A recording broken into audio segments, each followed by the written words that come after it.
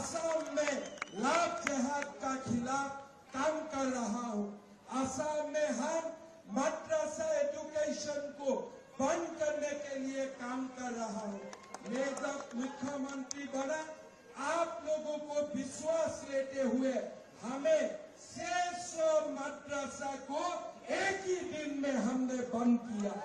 तो ओवैसी जी जाके बोला कि आपने मद्रसा बंद किया, हम आपको देख लेगा। मैंने ओवैसी को बोला, आप क्या देख लेगा, मुझको आपका घर में बुलाइए, मैं आपका घर में खुद ही आ जाऊंगा और जितना देखना है मुझे देख लीजिए। और मुझे नहीं, ये नया भारत को भी देख लीजिए, जो ओवैसी को डरता नहीं है, जो राजाकार को डरता नहीं है, ये नया भारत को भी देख लीजिए।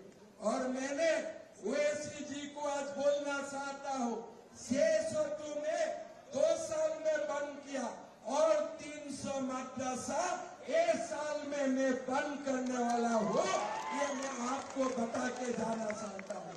भाई और बहनों, हमें